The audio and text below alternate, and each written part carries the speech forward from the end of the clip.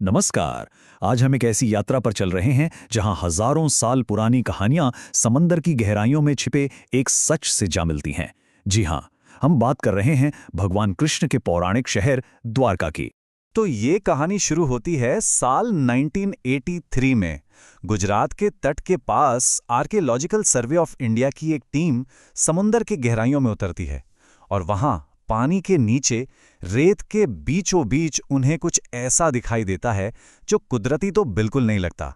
विशाल पत्थर की बनी हुई संरचनाएं, इंसानों की बनाई दीवारें। अब सोचिए, उन गोताखोरों का शरीर एकदम थम सा गया, सांसें जैसे रुक गईं और दिमाग में बस एक ही सवाल गूंज रहा था। क्या ये वही नगरी हो सकती है जिसका जिक्र हमारी हजारों साल पुरानी किताबों में मिलता है? और बस यही वो सवाल है जो इस पूरी खोज की, इस पूरी कहानी की जड़ है। क्या वाकई में 5000 साल पुरानी एक कहानी, एक पौराणिक कथा, एक ऐतिहासिक सच हो सकती है? तो पानी के नीचे मिले इस रहस्य का सबसे बड़ा दावेदार कौन है? वो है भगवान कृष्ण की राजधानी द्वारका। चलिए सबसे पहले उस महान कथा को जानते हैं जिसने इस पूरी खोज को जन्म दिया। महाभारत और पुराणों में जिक्र मिलता है कि जब भगवान कृष्ण ने मथुरा छोड़ा तो उन्होंने एक ऐसी नगरी बसाने का फैसला किया जो असाधारण हो। कहते हैं कि उन्होंने खुद समुद्र देव से जमीन मांगी और फिर इस भव्य शहर को बनाने की जिम्मेदारी सौंपी गई दिव्य वास्तुकार भगवान विश्वकर्मा को। अब इस शहर की भव्यता का अंदाजा लगाना भी मुश्किल है। शास्त्रों में तो यहां तक कहा गया है कि इस शहर में 9 लाख से भी ज्यादा आलीशान महल थे। सोचिए जरा, 9 लाख! ये पूरा शहर 12 योजन की जमीन पर बसा हुआ था। 12 योजन मतलब आज के हिसाब से करीब करीब 150 किलोमीटर का एक विशाल इलाका। और ये वो जमीन थी जो खुद समुद्र देव ने दी थी। कहा जाता है कि इन महलों की दीवारें सोने की थी, फर्श पर चांदी बिछी थी और हर तरफ हीरे, जवाहरात और अनगिनत कीमती रत्न जड़े हुए थे। मतलब ये एक ऐसा शहर था जो धरती पर स्वर्ग जैसा लगता था। लेकिन कहते हैं ना, जहां निर्माण होता है वहां विनाश भी कहीं ना कहीं इंतजार कर रहा होता है। तो सवाल यह है कि इतनी भव्य, इतनी शानदार नगरी आखिर खत्म कैसे हुई? द्वारका की किस्मत दरअसल 2 बहुत शक्तिशाली श्रापों से जुड़ी थी। पहला श्राप था गांधारी का।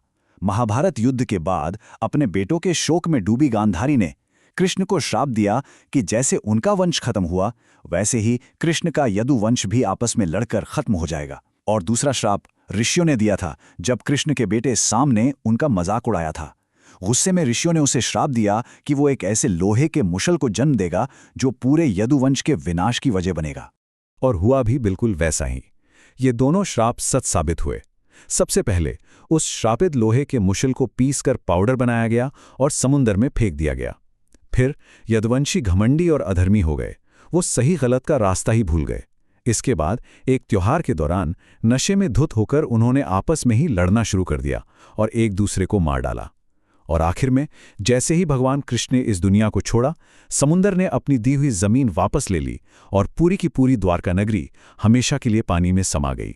सदियों तक ये कहानी बस किताबों और कथाओं में ही जिंदा रही, लेकिन फिर इस कहानी को सच साबित करने के लिए एक दशकों तक लंबी खोज शुरू हुई।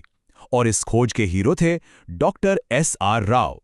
इस खोज की सुगबुगाहट तो 1930 के दशक में ही शुरू हो गई थी, जब कुछ पायलटों और मछुआरों ने कहा कि उन्हें गुजरात के तट पर पानी के नीचे कुछ अजीब सी सीधी सीधी लाइनें दिखती हैं। 1963 में पहली खुदाई भी हुई, लेकिन असली गेम चेंजर मोमेंट आया 1979 में, जब डॉक्टर S.R. राव ने भारत का पहला मरीन आर्कियोलॉजिकल मिशन शुरू किया। सोचिए, अगले 10-12 सालों में उनकी टीम ने 12 बार समंदर में गोते लगाए और फिर 2000 के बाद जब हाईटेक सोनार मैपिंग का इस्तेमाल हुआ, तब जाकर उस डूबे हुए शहर की एक पूरी तस्वीर सामने आई। डॉक्टर राव को इस खोज के लिए जो चीज चला रही थी वो था उनका अटूट विश्वास। वो कहते थे, मैं इन ग्रंथों को सिर्फ धार्मिक किताबें नहीं मानता, मैं इन्हें ऐतिहासिक दस्तावेज के तौर पर देखता हूं। अगर दुनिया में रोम और एथेंस जैसे शहरों को खोजा जा सकता है तो फिर द्वारका को क्यों नहीं? लेकिन ये खोज बिल्कुल आसान नहीं थी। उन्हें बहुत सी मुश्किलों का सामना करना पड़ा। लोग यकीन नहीं करते थे और पैसों की तो बहुत ही ज्यादा कमी थी।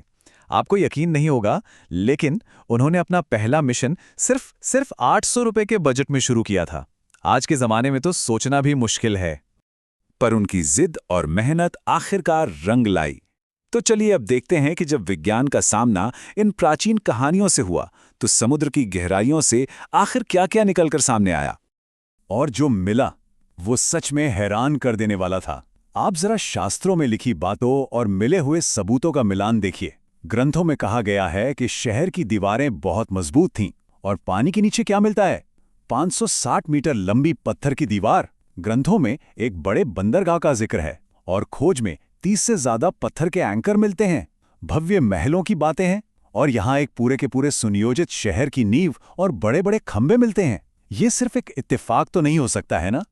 लेकिन सबसे बड़ा, सबसे चौंकाने वाला सबूत तो तब सामने आया जब वहां मिली एक कलाकृति की कार्बन डेटिंग की गई। जानते हैं उसकी उम्र कितनी निकली? पूरे 9000 साल। ये तो हड़प्पा सभ्यता से भी हजारों साल पुरानी बात है। इस एक खोज ने भारत के इतिहास की पूरी टाइमलाइन पर ही एक बड़ा सवालिया निशान लगा दिया। तो इन सारे सबूतों को देखने के बाद सवाल वहीं आकर खड़ा हो जाता है, द्वारका एक मिथक है या फिर इतिहास? और अगर ये सच है तो ये शहर डूबा क्यों? इसके पीछे क्या वजह थी? देखिए, द्वारका के डूबने के 2 कारण बताए जाते हैं।